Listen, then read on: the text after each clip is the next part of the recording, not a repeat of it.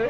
రాష్ట్ర ప్రభుత్వాన్ని అల్లరి చేద్దామని గత వారం రోజుల నుంచి కూడా దొంగ కర్నూలులో ఈ నెల 16న సూపర్ జీఎస్టీ సూపర్ సెవెన్స్ బహిరంగ సభలో విజయవంతం చేయాలని కూటమి నాయకులు కోరారు. ప్రధాని నరేంద్ర మోదీ ఈ సభలో హాజరయ్యే అవకాశం ఉందని అధికారులు తెలిపారు.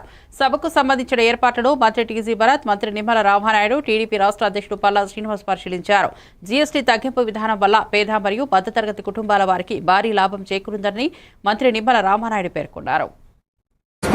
కర్నూలు డిస్ట్రిక్ట్ అని చెప్పి ఆ జీఎస్టీ రిఫార్మ్స్ మీద పెద్ద ఎత్తున ప్రజలకి ఎంత మేలు జరిగిందనే ఉద్దేశంతో మన ఆంధ్రప్రదేశ్లో కర్నూలు డిస్ట్రిక్ట్ని ఎన్నుకోవడం జరిగింది. ఇక్కడ బహిరంగ సభ పెడదామని చెప్పి, అలాగే మన ముఖ్యమంత్రి గారు చంద్రబాబు గారు మీ అందరికీ తెలుసు, ఒక ఇండస్ట్రియల్ కారిడార్ లెక్క చేయాలా అనంతపూర్ నుంచి కర్నూలుకి అని చెప్పి ఉద్దేశంతో ఎన్నో పరిశ్రమల్లో తేవడం జరుగుతోంది. ఈ మధ్య కాలంలోనే క్యాబినెట్లో శ్రీశైలంకి వస్తే 5 స్టార్ హోటల్ కూడా కన్ఫర్మ్ కావడం జరిగింది. భారతదేశ చరిత్రలో ఎప్పుడైనా సరే ధరలు పెరగడం మనం చూసాం.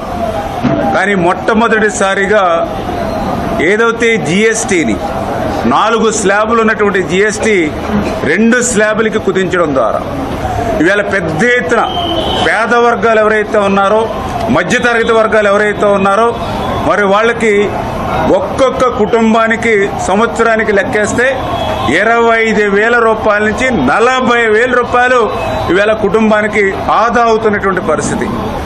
మరి రేపు రాబోయే 16వ తారీఖున దేశ ప్రైమ్ మినిస్టర్ గారు అయినటువంటి నరేంద్ర మోడీ గారు ఏదైతే జీఎస్టీని తగ్గించినటువంటి సందర్భంలో మరి ఇక్కడికి రాబోతున్నారు. అలాగే మనం ఒక ఇండస్ట్రియల్ ఏరియాను కూడా ప్రారంభించుకోబోతున్నాం. కర్నూలు జిల్లాని డ్రోన్ హబ్గా చేయాలన్న ఆలోచన ముఖ్యమంత్రికి, మా యువ నాయకులు, భవిష్యత్ నాయకులకి అయినటువంటి లోకేష్ బాబు గారికి